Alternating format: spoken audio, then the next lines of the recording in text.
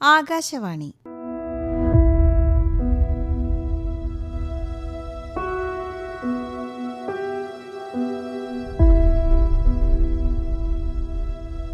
മേഘയുടെ തിരോധാനം, ഒരു അന്വേഷണം. തുടർ നാടകം 12-ാം ഭാഗം. രചന അനിൽ തമ്പാൻ.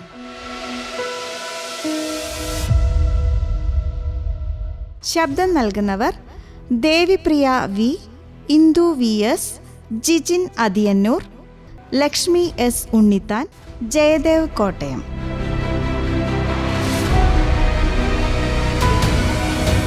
സംവിധാനം റൂബി ബാബു.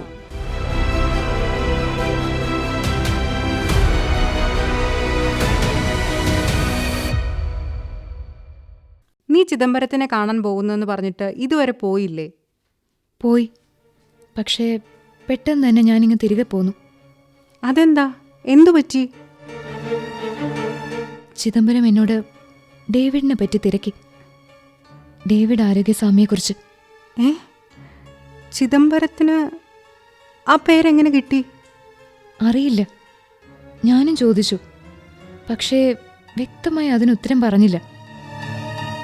മേഘയിലേക്ക് എത്തണമെങ്കിൽ ഡേവിഡിലൂടെ സഞ്ചരിക്കണമെന്നും പറഞ്ഞു. വെറും അസംബന്ധം. 7 വർഷം മുമ്പ് കാണാതായ മേഘയും RJ ഡേവിഡും തമ്മിൽ എങ്ങനെ കണക്റ്റ് ആകുമെന്നാണ്. അതാണ് എനിക്കും മനസ്സിലാവാത്തത്. ചിദംബരം ഡേവിഡിനെ പറ്റി ചോദിച്ചിട്ടുണ്ടെങ്കിൽ ഡേവിഡ് ഇപ്പോൾ ജീവിച്ചിരിപ്പില്ല എന്നതും അയാൾക്കറിയാമായിരിക്കും. ഡേവിഡിന്റെ മരണത്തെപ്പറ്റി അയാൾക്ക് എന്തെങ്കിലും സംശയം ഉണ്ടായിരിക്കോ?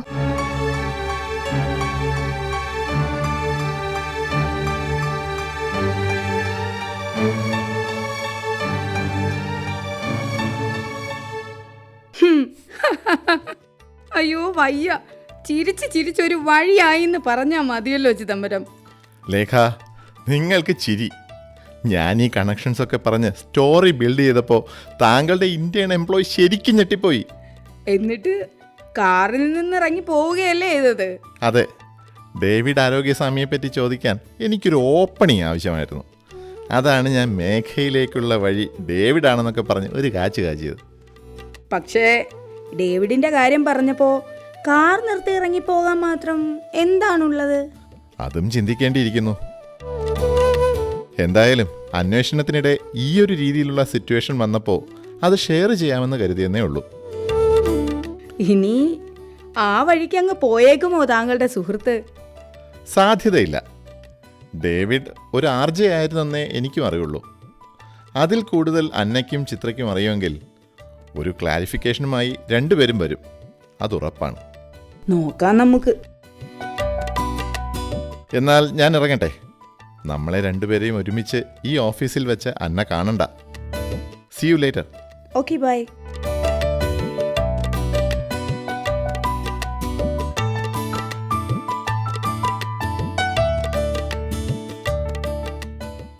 Excuse me, sound box studio? ഇത് തന്നെ, കമിൻ. Thank you. പുറത്ത് സൈൻ ബോർഡൊന്നും കണ്ടില്ല, അതിനാൽ ചെറിയ സംശയം. ആ, നേരത്തെ ഉണ്ടായിരുന്നു. അത് ഇളകിപ്പോയപ്പോൾ പുതിയത് വെക്കാനൊന്നും മിനക്കെട്ടില്ല. ഓ, അപ്പോൾ മിസ്റ്റർ ധനപതി, റെക്കോർഡിസ്റ്റ്? ഞാൻ തന്നെ. പറയൂ, എന്താണ് ആവശ്യം? പറയാം. ഞാൻ ചിദംബരം, ഒരു ഫ്രീലാൻസ് ജേർണലിസ്റ്റാണ്. ഒരു ഡോക്യുമെൻ്ററിക്കായി എനിക്കൊരു വോയിസ് ഓവർ റെക്കോർഡ് ചെയ്യണമായിരുന്നു. അതിനെന്താ, ആവശ്യമുള്ള സ്ക്രിപ്റ്റും കാര്യങ്ങളുമൊക്കെ റെഡിയാണോ? പിന്നെ നിങ്ങളുടെ ശബ്ദത്തിൽ തന്നെയാണോ വേണ്ടത്? സ്ക്രിപ്റ്റ് റെഡിയാണ്, പക്ഷേ എൻ്റെ ശബ്ദം തന്നെ നൽകാൻ എനിക്കത്ര ധൈര്യമില്ല. കുറച്ചുകൂടി നല്ല ഒരു വോയിസ് ഓവർ ആർട്ടിസ്റ്റിനെ കിട്ടുമെങ്കിൽ. And I prefer a female voice. ഓ, അങ്ങനെയാണെങ്കിൽ ഇന്ന് എന്തായാലും റെക്കോർഡിംഗ് നടക്കില്ല. പിന്നെന്ത് ചെയ്യും? ഞാൻ ചില വോയിസ് സാമ്പിളുകൾ കേൾപ്പിക്കാം. അതിൽ നിന്ന് നിങ്ങൾക്ക് ഇഷ്ടപ്പെടുന്നത് സെലക്ട് ചെയ്യൂ. അതിനുശേഷം ആ വോയിസ് ആർട്ടിസ്റ്റിനെ വിളിച്ച് ചെയ്യിക്കാം. അപ്പോൾ നാളെ ചെയ്യാൻ പറ്റുമായിരിക്കും അല്ലേ? മിക്കവാറും. വോയിസ് ആർട്ടിസ്റ്റിൻ്റെ ടൈമും ഒത്തുവരണമല്ലോ. ശരിയാണ്.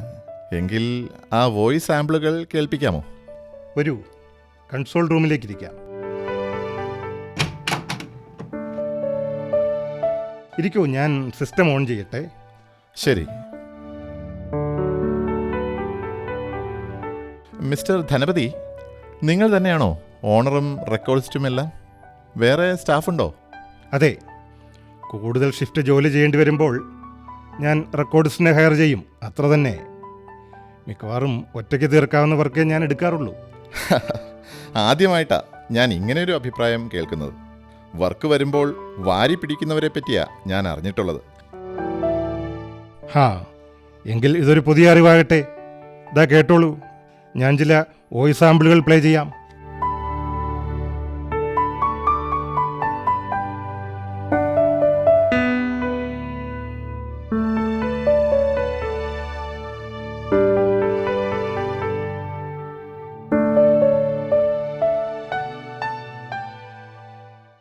അത് കൊള്ളാം. ചിദംബരത്തിന് വല്ലതും റെക്കോർഡ് ചെയ്യാനുണ്ടെങ്കിൽ എന്നെ അറിയിച്ചാൽ പോരായിരുന്നോ? പ്രൊഡക്ഷൻ ഹൗസിലെ സ്റ്റാഫിനെ വിട്ട് ഞാൻ ചെയ്യിച്ചു തരുമായിരുന്നല്ലോ. ഓ ലേഖ, എനിക്കൊന്നും റെക്കോർഡ് ചെയ്യാനുണ്ടായിരുന്നില്ല. പിന്നെ ഇൻ്റർനെറ്റിൽ നിന്ന് കോപ്പി ചെയ്ത ഒരു വോയിസ് ഓവർ ടെക്സ്റ്റുമായി ഞാൻ ആ സ്റ്റുഡിയോയിലേക്ക് പോയി എന്നേ ഉള്ളൂ. ഓ അങ്ങനെ. This is also part of the investigation, അതല്ലേ? അത് തന്നെ. എന്നിട്ട് ചെയ്ത് കിട്ടിയോ? നാളെയാണ് റെക്കോർഡിംഗ്. ആട്ടെ, നിങ്ങൾ മീഡിയക്കാർക്ക് പരസ്പരം അറിയാമായിരിക്കുമല്ലോ. അറിയാം. പണ്ടൊക്കെ ഞങ്ങൾ അയാളെ വെച്ച് റെക്കോർഡിംഗ് ചെയ്യിച്ചിട്ടുള്ളതാണ്. പക്ഷേ എന്താ പക്ഷേ? ഈ റെക്കോർഡിസ്റ്റ് ധനപതിയില്ലേ, കക്ഷി റെഗുലർ അല്ല. ഇടയ്ക്ക് ആശാനങ്ങ് മുങ്ങും. പിന്നെ പൊങ്ങുന്നത് കുറേ നാള് കഴിഞ്ഞിട്ടായിരിക്കും. അത് കാരണം ഞങ്ങൾക്കും ബുദ്ധിമുട്ടായി. പിന്നെ പിന്നെ മറ്റ് സ്റ്റുഡിയോകളിലായി ഞങ്ങളുടെ വർക്കുകൾ കൊടുക്കുന്നത്. എന്നാലും ഒരു കാര്യം സമ്മതിക്കാതിരിക്കാൻ പറ്റില്ല, ധനപതി ആളൊരു കിടിലൻ റെക്കോർഡിസ്റ്റാണ്. അതെനിക്കും തോന്നി. പക്ഷേ കക്ഷിക്ക് അങ്ങനെ ഒരുപാട് വർക്ക് ചെയ്യണമെന്നൊന്നും ഇല്ലെന്നാ തോന്നുന്നത്. ശരിയായിരിക്കാം. പ്രിയപ്പെട്ട ആരുടെയോ ഒരു മരണമാണ് ആളെ തളർത്തിയതെന്ന് തോന്നുന്നു. മുൻപ് അങ്ങനെ എന്തോ ആരോ പറഞ്ഞു കേട്ടതുപോലെ. ഓ അങ്ങനെയാണോ? ആള് ഉള്ളു തുറക്കുമെന്ന് ഉറപ്പില്ല. എങ്കിലും നാളെ റെക്കോർഡിംഗ് കഴിഞ്ഞ് ഒന്ന് ശ്രമിച്ചു നോക്കാം. പിന്നെ വേറൊരു കാര്യം, റെക്കോർഡിങ്ങിനൊക്കെ ഒത്തിരി കാശാവോ? ഫ്രീലാൻസ് ജേർണലിസ്റ്റ് ഇതൊന്നും അന്വേഷിച്ചില്ലേ? മണിക്കൂറിനാണ് ചാർജ്.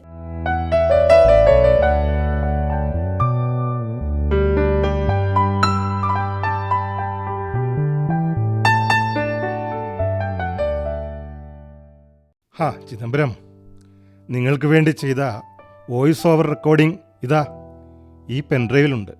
ഓ പെട്ടെന്ന് ചെയ്തല്ലോ, താങ്ക് യു. അതെ, നിങ്ങൾ ഓക്കെ പറഞ്ഞ ആർട്ടിസ്റ്റ് രാവിലെ എത്തി. അതുകാരണം റെക്കോർഡിംഗ് പെട്ടെന്ന് തന്നെ കഴിഞ്ഞു. അത് കേട്ടു നോക്കൂ, എന്തെങ്കിലും ചേഞ്ച് വേണോ? ഓ ആ FM റേഡിയോ ജോക്കി തന്നെ വന്നു അല്ലേ? എന്തായാലും നിങ്ങളല്ലേ റെക്കോർഡ് ചെയ്തത്, പെർഫെക്റ്റ് ആയിരിക്കും. ഓ ഉറപ്പിക്കണ്ട, നിങ്ങളുടെ ടേസ്റ്റിനൊത്ത് വരിക എന്നതാണ് മുഖ്യം. കറക്ഷൻസ് ഉണ്ടെങ്കിൽ അവരെ വീണ്ടും വിളിക്കാം. ശരി, ഞാനിത് എൻ്റെ ഡോക്യുമെൻ്ററി എഡിറ്റർക്ക് കൊടുക്കാം. എന്തെങ്കിലും മാറ്റമുണ്ടെങ്കിൽ അറിയിക്കാം. അത് മതി. ആ നിങ്ങൾക്ക് തിരക്കില്ലെങ്കിൽ വരൂ. ലഞ്ച് ടൈം ആയല്ലോ, നമുക്കൊരുമിച്ച് അടുത്തുള്ള റെസ്റ്റോറൻറ്റിൽ വല്ലതും പോകാം. ഓ നോ താങ്ക്സ്, ഞാൻ പുറത്തുനിന്നങ്ങനെ കഴിക്കാറില്ല.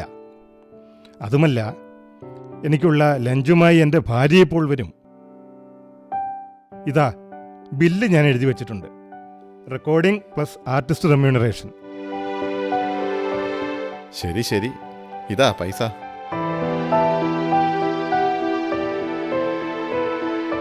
അല്ല, ചുമരിൽ വച്ചിരിക്കുന്ന ഈ ഫോട്ടോ ആരാണിത്? എവിടെയോ കണ്ടതുപോലെ. ഓ അത് കാണാൻ സാധ്യതയില്ല, എൻ്റെ മകളുടെ ഫോട്ടോയാണത്. ആ എങ്കിൽ മുഖസാമ്യം കാരണം എനിക്ക് തോന്നിയതായിരിക്കും.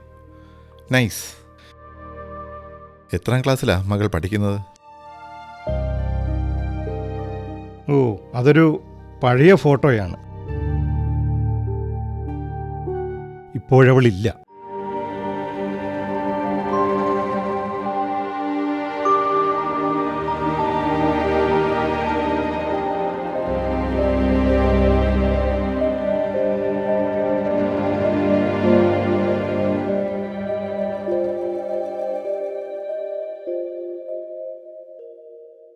മേഘയുടെ തിരോധാനം ഒരു അന്വേഷണം തുടർ നാടകം 12ാം ഭാഗം സമാപിക്കുന്നു.